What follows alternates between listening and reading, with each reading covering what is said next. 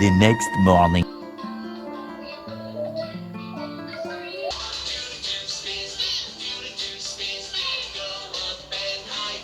Very good, Anaya. Very good, Anaya. Very good, Anaya.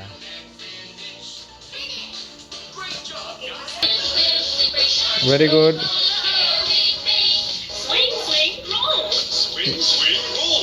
Hey guys, welcome back to the channel. कैसे हैं आप लोग? I hope आप लोग बहुत अच्छे से होंगे, सेफ होंगे। तो नहा के आ गई हूँ मैं बालकनी में, थोड़ी सी विटामिन डी लेना है। हालांकि यहाँ पे धूप है नहीं, बालकनी में नहीं आ रही धूप, है उधर है, इधर तो आ नहीं रही है। यहाँ पे तो सिर्फ ठंडी हवा ही लग रही है मुझे। तो मैं जाती हूँ अभी अंदर, और नवनिया खेल रहे हैं। तो आज नवनिया को स्क्रीन के सामने स्कूल यूनिफॉर्म में बैठना था, और कल है Makar Sankranti. A few moments later. अभी मैंने लंच नहीं किया है। मैं पहले सोच रही हूँ कि मकर संक्रांति के लिए मैं तिल के और मुरमुरे के और चूड़े के लाई बना लूँ, जिसको हम लोग लाई बोलते हैं। आप लोग उसको तिल के, मुरमुरे के और चूड़ा का यानी पोहे के लड्डू बोलते होंगे। हमारे यहाँ मकर संक्रांति के दिन ना सब बनता था, बचपन से देखते आ रहे हैं। तो दादी बनाती थी, तो तब से याद है। तिल की लाई, मूढ़ी की लाई यानी मुरमुरे की लाई, चूड़े की लाई यानी पोहे की लाई, सब बनता था। तो बचपन से वो सारी चीजें हैं दिमाग में। दादी को देखा, मम्मी को देखा करते हुए सब कुछ। शादी के बाद मम्मी जी यानी सासू माँ को देखा, वो सब बहुत अच्छा लगा था। और बहुत मिस भी करते उन सारी चीजों को, क्योंकि खुद से नहीं बनाना पड़ता था, बन के मिल जाता था, और खाने में भी इतना मजा आता था। बचपन में बोला जाता था, हम लोग सुनते थे कि जो काले तिल की लाई होती है ना, अगर वो चुरा के खाते हैं, मतलब लोगों को अच्छा ही लगता है ना, बच्चों को चुरा के खाते हैं तो उनको जगह जगह पे ऐसे तिल निकल जाते हैं, जो मोल्स होते हैं वो आ जाते हैं फेस पे। बहुत सारी बातें अलग अलग तरह की सुनते थे। पहले से बनाकर डब्बे में पैक करके रख देते थे, तो बोला जाता था कि इसको नहीं छूना है, इसको नहीं खाना है। तो वही होता था कि जिसके चेहरे पे अगर ऐसे कुछ मोल्स वगैरह आ गए, तिल आ गया, तो अच्छा तुमने तिल की लाई चुरा कर खाई होगी, ऐसा कुछ। बहुत सारी बातें तो बचपन की अच्छी अच्छी यादें हैं। तो वही है, इन सारी चीज़ों को बहुत मिस करते हैं, क्योंकि सारी चीज़ें वो लोग करते हैं और हम लोगों को देखकर अच्छा लगता है। बट अभी क्या कर सकते हैं, दादी हमारे साथ नहीं है, इस दुनिया में नहीं है, मम्मी यहाँ पर नहीं है, सासू माँ यहाँ पर नहीं है, तो सारी चीज़ें तो खुद ही करनी है। जो एक ट्रेडिशन चला आया उसको फॉलो भी करना है। हम लोग इतनी दूर रहते हैं, तो अगर इन सारी चीज़ों को फॉलो नहीं करेंगे, जो हमारा पूजा पाठ है, जो हमारे रीति रिवाज है, तो फिर बच्चों को आगे कुछ पता नहीं चलेगा। देखिए वो बड़े होंगे, क्या करेंगे नहीं करेंगे, कितना इन सारी चीज़ों को मानेंगे, वो हमें अभी नहीं पता है। उस टाइम में क्या सिचुएशन होगी, कैसे वो लोग उस चीज़ों को समझेंगे, कैसे अपनाएंगे, मुझे अभी कुछ नहीं पता। बट मैं ये कोशिश करती हूँ कि जो सारी चीज़ें मैंने अपने बचपन में अपनी दादी नानी, अपनी मम्मी से सीखा है, या शादी के बाद सासू माँ को देख रही हूँ जो सारी रिवाज वगैरह करते हुए, वो सारी चीज़ें जितना मुझसे हो पाएगा और जितना मुझे पता है उतना मैं घर में करूँ, ताकि नवनिया को भी ये सारी चीज़ें पता हो कि अच्छा मम्मी ऐसा करती थी, मम्मी को ये करते देखा था, ये फेस्टिवल में ऐसे किया जाता है। तो उनके दिमाग में ये सारी चीजें रहे। जैसे अभी हमें कैसे पता है कि मकर संक्रांति के दिन हमारे घर में ऐसे होता था जब हम लोग छोटे थे। तो वही सारी चीजें मैं चाहती हूँ नवनिया भी समझे सारी चीजों को। इसलिए आपने देखा होगा मेरे चैनल पे मैं ब्लॉग अगर कंटिन्यू डेली नहीं भी बना पाती थी, तो जो पूजा पाठ या स्पेशल इवेंट होता था उस दिन को मैं सेलिब्रेट करती थी, और मैं उसकी ब्लॉग्स जरूर डालती थी। क्योंकि मैं हर पूजा पाठ जो भी चीजें होती, जो हमारी सभ्यता संस्कृति है, मैं उसको सेलिब्रेट हमेशा से करती हूँ, चाहे जिस तरह से भी करूँ। जितनी सारी चीजें मेरे पास हो, जितना सारा रिसोर्सेज मेरे पास है, उसी में मैं कोशिश करती हूँ सब कुछ सेलिब्रेट करने की, और नवनिया को दिखाने की, नवनिया को चीजें समझाने की, ताकि उनको भी आगे याद रहे और समझ में हमेशा आए। सारे फेस्टिवल्स के नाम जब भी वो सुने तो उनको समझ आए, उनके दिमाग में सारी चीजें रहे कि हाँ मम्मी ऐसे सेलिब्रेट करती थी, हमारे घर में ऐसी पूजा होती थी। तो इसीलिए मैं चाहती हूँ कि जितना मुझसे हो सके मैं वो सब सेलिब्रेट करूँ। तो हमारे घर पे जैसा कि मैंने आपको बताया कि दादी हमेशा से लाई बनाती थी, मम्मी जी बनाती थी। मैंने कभी नहीं बनाया, क्योंकि बन के मिल जाता था, तो कभी जरूरत ही नहीं पड़ी। दुबई में मैं फर्स्ट टाइम ऐसे मकर संक्रांति सेलिब्रेट करी हूँ, मुझे कभी मौका नहीं मिला।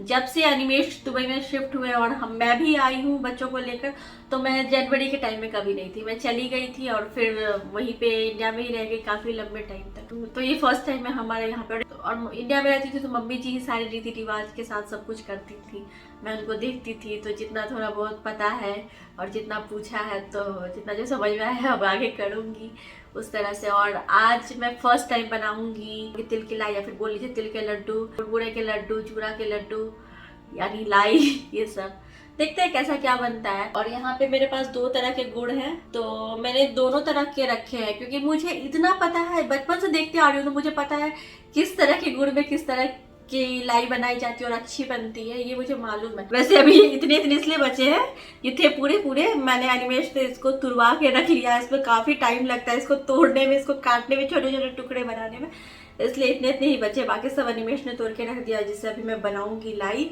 तो ये वाली जो जगह जो डार्क कलर की है, ब्राउन कलर की, ये बहुत अच्छी होती है और यहाँ दुबई में ये महंगी मिलती है। ये वाली इससे सस्ती मिलती है, ये जो लाइट कलर वाली है।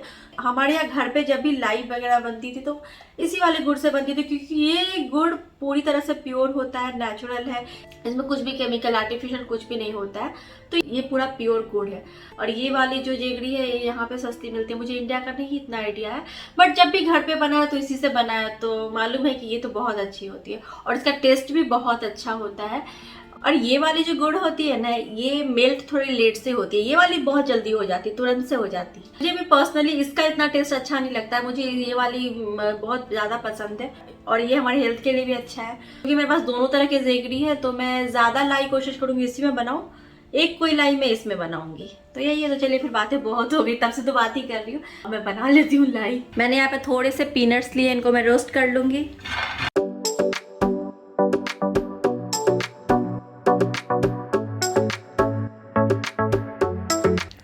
तो बादाम मैंने रोस्ट कर लिया है। ये है 100 ग्राम वाइट तिल, इसको मैंने कल ही अच्छे से साफ करके वॉश कर लिया था। अब मैं इसको भी इस पैन में रोस्ट करूंगी। जब हमें लगेगा कि इसका कलर धीरे धीरे चेंज हो रहा है तो हमें फ्लेम बंद करना है। तो इसका कलर अभी धीरे धीरे चेंज हो रहा है तो अब मैं फ्लेम बंद कर देती हूँ, नहीं तो ये जल जाएगी। और ये है काले तिल। तो मकर संक्रांति के दिन हमारे यहाँ इस तिल का ज़्यादा महत्व है क्योंकि इस तिल से पूजा भी होती है। इसको भी मैंने अच्छे से क्लीन करके वॉश कर लिया था, तो अब मैं इसको भी रोस्ट करूँगी।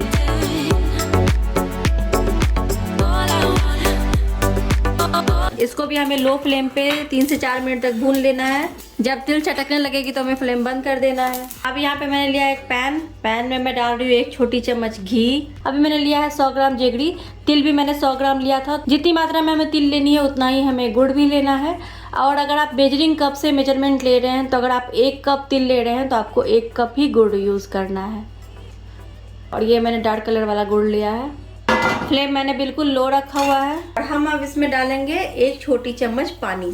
अभी हमें जेगरी को मेल्ट कर लेना है, आंच बिल्कुल धीमी रखनी है।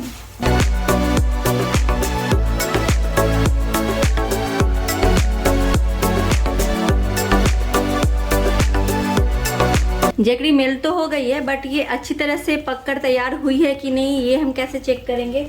तो यहाँ पे मैंने एक बोल में पानी लिया है, इसमें मैं थोड़ी सी जेगरी डालूंगी। तो आप देख सकते हो ये अभी ऐसे चिपक रही है, मतलब हम इसको ऐसे बना पा रहे हैं, तो ये तैयार हो गई है। इसको ज़्यादा नहीं पकाना है, अगर हम इसको ज़्यादा पका देंगे तो फिर ये जल जाएगी। हमें फ्लेम बंद कर देना है और इसमें डालनी है हमें तिल। और जो पीनट्स हमने भून के रखा था तो उसको भी हम इसमें मिला देंगे, उसके छिलके हटाकर।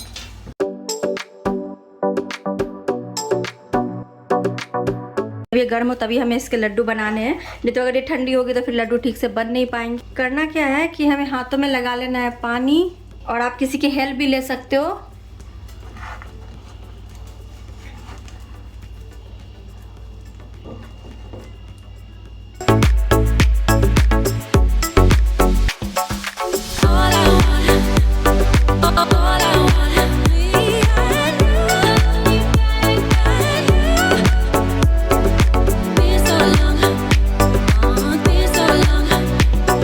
उजले तिल के सारे लड्डू मैंने बना लिए हैं। अब काले तिल के लड्डू बनाऊंगी उसी तरह से। काले तिल की लाई बनाने के लिए एक पैन में मैं डाल रही हूँ 1 छोटी चम्मच घी, 100 ग्राम जेगरी, 1 छोटी चम्मच पानी। जेगरी को हमें मेल्ट कर लेना है। ये अच्छे से मेल्ट हो चुकी है और इसमें फोम बनना भी स्टार्ट हो चुका है अभी।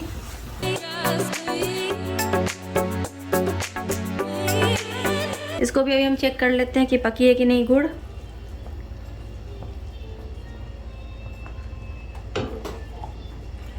ये अच्छे से पक चुकी है।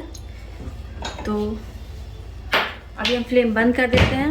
अब इसमें डालेंगे रोस्टेड मूंगफली, काले तिल। अब इसको अच्छे से मिला लेंगे और हाथों में पानी लगाकर इसके लड्डू बनाना तैयार करेंगे।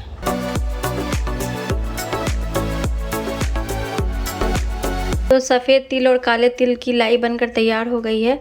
अब मैं बनाऊंगी मुरमुरे और चूड़े की लाई। तो मुरमुरे और चूड़े की लाई बनाने के लिए हम जितना मुरमुरा और चूड़ा लेंगे उसकी आधी क्वांटिटी का जैगरी लेंगे। 2 कप मैंने मुरमुरा लिया है, जिसको हम लोग मुड़ी भी बोलते हैं। इसको बिल्कुल लो फ्लेम पे हल्का भून लूँगी।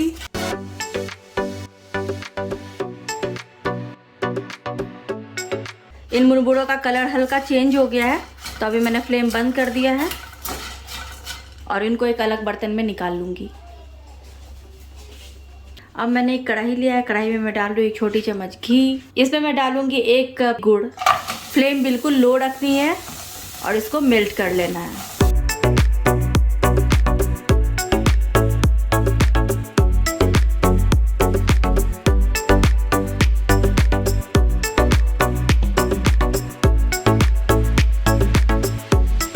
तो ये पक चुकी है पूरी तरह से। फ्लेम मैंने बंद कर दिया है और अभी मैं डालूंगी इसमें मुरमुरे। हल्के हल्के करके डालना है।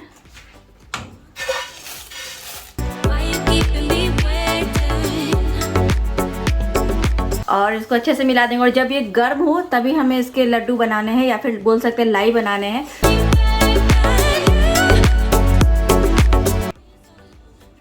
तो इस तरह से लाई बना के आप तैयार कर सकते हैं।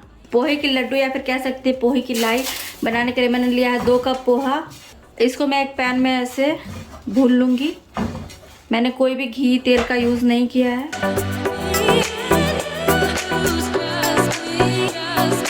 चूड़ा या फिर बोल सकते हैं पोहा रोस्ट हो चुका है। अब एक पैन में मैं डालूँगी 1 छोटी चम्मच घी और अब मैं इसमें डालूँगी 1 कप गुड़ और इसको लो फ्लेम पे मेल्ट कर लूँगी।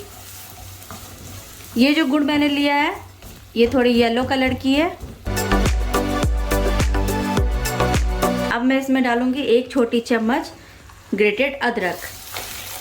अदरक इसमें डालना ऑप्शनल है, आप चाहे तो डाल भी सकते हैं, आप चाहे तो नहीं भी डाल सकते हैं।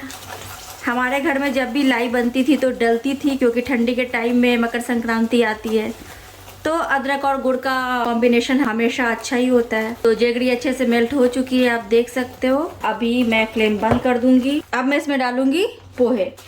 धीरे धीरे मिलाऊंगी मैं।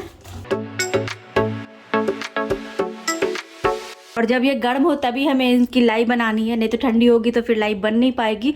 और आप देख सकते हैं ये जो मैंने येलो गुड़ यूज़ किया था तो इसका कलर अलग आया है, डार्क कलर वाले गुड़ की लाई का कलर अलग आया है। तो इसको बनाने के लिए भी अभी मुझे हेल्प लगेगी।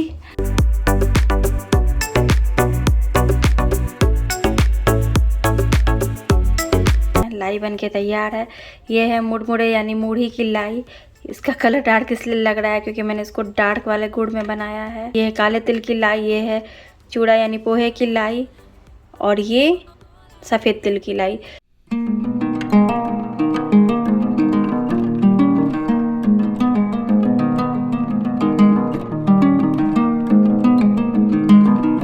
अभिनंदन, आभार। करते रहे हमें प्यार, हमें तो रहता है आपसे मिलने का इंतजार। और हम लोग कर रहे हैं मकर संक्रांति की तैयारी।